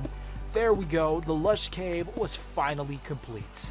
And now it was time to move on to the next project. One that awaited us in 1.19, it was time to explore the Deep Dark, which added the dreaded Warden as well as the ancient cities, and I was not looking forward to this one, but it also added some lighter features like mangrove swamps and frogs. So yeah, mangrove swamp background in the main menu. Now it was time to go do that, harvest mangrove logs. Now, mangrove logs are one of the best woods they've added in this game. I love the red tint that they have. It's beautiful for building, and yeah, LaFrog. With the lighthearted features out of the way, it was time to get brave because we were going to the deep dark to go explore the ancient cities. I got to the bottom and I was being very careful so as to not to alert the skulks. I hate skulks, and I honestly, to this day, I still don't know how to go around without getting detected. I broke them one by one, hoping that it wouldn't set off that shrieker, I don't even know what it's called, and slowly but surely I descended to the bottom, and honestly, I don't even know if it's worth coming down here. Why would you want to come down here? Just to say that you've been here? I've seen some of the loot, and honestly, in my opinion, it's not worth it. But you know what? Who am I to tell you what to do? Your Minecraft world, you play how you want. I just hope that you find something good that's worth all the trouble you go through. Like 2 pairs of enchanted diamond pants. Okay, that is actually better than I thought it'd be. Protection 4? Oh, and there it is. Yeah, the reason why I avoided coming down here. I don't like the warden. Now, he's a great addition to the game. I just don't like him because he's just gonna kill me. It's been a fun 15 years, but now we're finally in the present with the brand new update, Trails and Tales, that introduced archaeology, sniffers, and a bunch of other stuff. Now we are here in version 1.20, and yes, of course I had to begin by getting cherry trees, my favorite addition to this update. I mean, who doesn't love cherry trees? I remember when this update came out, there was an exponential increase in Asian builds because so many people wanted to use cherry trees. They also added these trail ruins, and this is actually the first time I see one of these. I don't really know what they do. I think you can perform archaeology here and find pottery shards, but other than that, I'm not sure. I went back to the house and I began planting the cherry trees around the bay area where we built our silly serpent because this place needed more. It was just so empty and the serpent was so lonely, so I began by building a nice cobblestone wall around the water line. I filled in the gaps with dirt because we were going to be building a bamboo forest along with an Asian-inspired house. This was going to be a little beach house. I used the mangrove logs that I had gotten. I even planted some of the mangrove trees which grew, and yeah, we were going to be having this little house here, and it was going to be the perfect addition, just what we needed to fill in the gap. I used bamboo because they also added bamboo blocks, and I love the bamboo trapdoor. There's a creeper trying to ruin my plans. Nice little mangrove roof. Just look at that red color. Concrete to make up the walls, trapdoors for the windows, and then I built this little torii gate to tie it all together at the end. There's a view of that. Beautiful. And now all that was left to do was to just admire the area. Truly, it was a serene landscape for a serene build, and here it is with shaders because shaders makes everything look better. But we had only scratched the surface of 1.20. It was time to get into the nitty-gritty, and this took us to the Nether, where there I was hoping to find some armor trims. Another newly added item that allows you to customize designs on your armor. I found some netherite upgrades, some golden carrots, and an enemy that wasn't happy to see me. But in the end, I found the one thing I was looking for, an armor trim. It was only one, but hey, one is better than none. Thankfully, the Nether isn't the only place you can get armor trims. After a little bit of research, I found out that you can actually find them in shipwrecks as well, though this one was lacking. Thankfully, there was another shipwreck nearby, and it turns out that this one was more favorable than the last.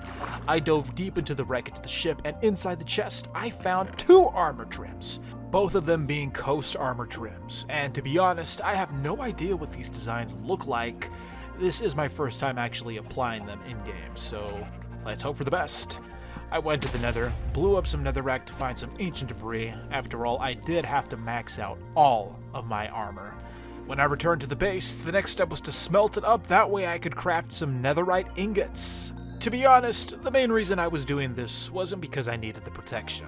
It was because netherite armor is the best armor. It's the closest armor you get to having a black color, and well, as they say, black goes with everything. So when it comes to putting on armor trims, this was just a massive upgrade to the blue diamond armor that I was wearing before. Look at that design. The next feature of Trails and Tales is obviously the trails, which you can explore with this brush. There was some heavy emphasis on archaeology. If you happen to be so lucky, every once in a while there's a small chance you may stumble across what's called a trail ruin. You guys probably know what this is already. Buried ruins that contain ancient relics that you can use for other things. I began excavating the ruins of what was a small village, and every once in a while I'd find some suspicious gravel, brush it up, and find some loot. Maybe some pottery shards, it's all random. But the main thing I wanted was an armor trim. I still needed one for my boots. Before I found that, I discovered a music disc, one that I didn't even know existed in the game. I was gonna have to listen to this thing with a jukebox. But back to the work. I had to do a lot of digging and a lot of brushing, but finally I got it. But the excavating didn't stop there. I went to an ocean ruin because I wanted to find a sniffer egg. The sniffer was a new mob that was added in this update, and the only way you could get one was by digging up one of the eggs in suspicious sand, placing it, and then hatching it. So yeah, once I finally got my hands on a sniffer, all I had to do was place it somewhere comfortable, that way it could get accustomed to the environment and come out of its egg, hopefully with open arms. This was going to be a suitable spot right here, just right on the carpet. All we had to do was wait. Thankfully, I had some tasks to occupy me, like the armor trim on my boots. Finally, my armor set was complete. Next, I made a pot with some pottery shards that I had collected from the ruins, placed it there as a nice little present for the sniffer once it came out of its egg. Trails and tails. How does one get around the trails? Well, with a camel, of course. I journeyed to a desert village, the prime spot to find a camel. Got some wheat, that way I could tempt him to come back to my base, and there he was, patiently awaiting my arrival. Camels are amazing, for a couple of reasons. Number one, you don't really have to tame them. Just pop on a saddle, hop on, and they're ready to go. And number two, well, even though they're slow, you can have two people ride on them, which is fantastic. Now that I had my camel, it was time to make the long trek back to the house. Thankfully, I was riding a camel, so it wouldn't be that bad. Once we walked back to the base, I situated him there in the stables where the horses were. There he could make some friends with some other quadrupeds and they'd be set. As for the sniffer, well, he was still hunkered down in his egg, so we were going to give him a little more time to hatch, though not too much time. He had to come out eventually. The next update was the armadillo update. Well, that's what I call it. You also got wolf armor, and that's about it. Small little update, 1.20.5, but still very interesting. We had new animals, and they dropped scoots, which you could use to craft your wolf armor. Though gathering it is a little tricky if you don't do some research. I must have killed more armadillos than I could count, and I was wondering why they weren't dropping a single thing. Well, it turns out that if you want the armadillo scoots, you have to take a more gentle approach and just brush them. That's it! So yeah, they died in vain, but hey, trial and error. You don't learn if you don't make mistakes. Eventually, I was able to gather enough scoots, that way I could put together some wolf armor for my dogs. Went to the crafting table, put the scoots down in the shape of a horse, interesting crafting recipe, and yeah, all I had to do was dye it. Well, you don't have to dye it, but I wanted to dye it. Then I went back to the base, popped it onto my dog, and just check this out. That's amazing. We had it. Look at him. As for the sniffer, still in the egg. He was really taking his time, but let's move on to the next update known as Tricky Trials. This one introduced trial chambers, along with a couple new mobs. Basically, you fight waves of enemies, and then the spawners spit out a little prize for you. It was a pretty interesting update and added more adventuring to the Minecraft world. 1.21. Well, naturally I had to go find a trial chamber, which I did, and it was time to see what this was all about. I had never actually fully explored one of these before. I had been in one just to check it out, but never really participated and rewarded myself with whatever was inside of those little cages. So once you kill them, they spit out a key, and with the key, you take it to a prize box. You pop the key in, and it's pretty simple. The prize box spits out some rewards, all of which are randomized. It's pretty interesting stuff, and you do have a couple of chances to get some really good gear. One of the rewards was a wind charge. It's basically like a wind ball. I don't know how to describe it. Speaking of wind, there is a new enemy that's been added to the game. These things are called breezes. Breeze if you're talking about one. They're basically blazes, but instead of fire, they're made out of wind. But there is one gem of a reward that you should strive for. That reward being the mace, a brand new weapon that was added to the game. The mace is amazing, and the only way you can get it is if you do an ominous trial. Basically, you have to drink that ominous bottle there, then you stand next to a spawner, and the ominous trial begins. I don't know if they're more difficult than regular trials. Maybe they spawn more enemies, but the enemies did seem a little tougher, so I guess they are more difficult.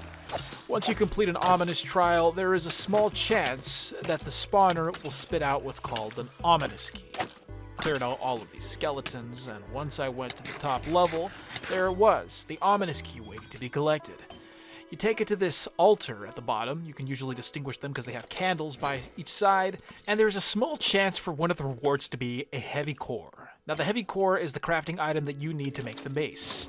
I did another ominous trial, and it's got a really rare drop rate, so if you're lucky, you get the heavy core. It took a few attempts and many mobs to be slain, but there it is, the heavy core. Basically looks like a retextured conduit block. When you place it down, it makes a large clanking sound, but that's to be expected. This thing is probably extremely dense and very heavy, judging by its name. So it was time to craft the heavy core into a mace. You combine that with a breeze rod, and once you have the mace, you gotta figure out how to use it. This isn't a regular weapon after all. The best way to deal the most damage with a mace is by dropping on top of an enemy and swinging on the enemy right as you're about to land. It takes a little practice, and as you can see, I didn't get it my first try. It took a couple more tries, but eventually, here you go, the power of the mace. You do a massive slam, kind of like Thor's hammer.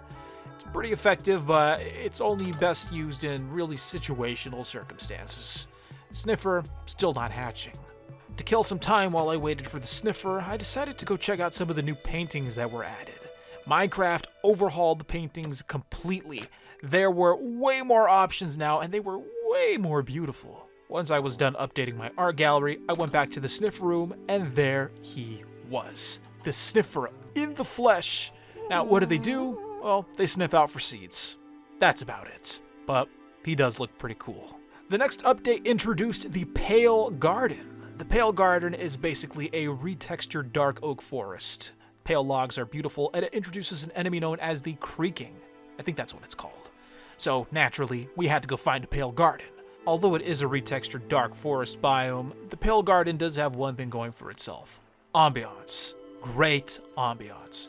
As soon as you enter the biome, the skies turn gray. You start hearing all of these creaking sounds coming from the trees. It's almost as if the forest is sentient. Well, that's because it is. Because when the sun sets, the trees come to life. And they're not very happy that you were chopping them down. These things are called creakings, and the only way to kill them is if you find their source of life in the tree. It's creaking heart. You gotta break that block, it's usually somewhere buried in the tree, and then once you break the heart, then the creakings, they just disintegrate. You also have a chance of getting some amber, which you can use to make into resin blocks and all that. I think it's called amber, maybe it's just resin. I don't know, but yeah. You usually don't want to be here for too long unless you have a really good axe with you. After being run out of the forest, I went back to the base with my new saplings, and the trees, while they are ugly, they do make some of the best wood. But that's old news, because now we are entering the Spring to Life update. Pretty sure by the time I recorded this, this is the most current version of Minecraft, and basically all it does is add new variants of pigs, cows, and I think sheep? I could be wrong. Oh, and chickens, yeah. Look at those cool chickens with their cool slick back hair. Basically, it retextures the animals, that way they're more suited for the climates that they spawn in, like this cow here, is covered in tons of fur. That's about it. We are now in the modern version of Minecraft, and I look forward to the Happy Ghast update. So, thank you for watching. I hope you enjoyed our bit through all of Minecraft's history. It's still growing, and hopefully Minecraft continues to grow for years to come. This has been Double Sal. Have a wonderful day.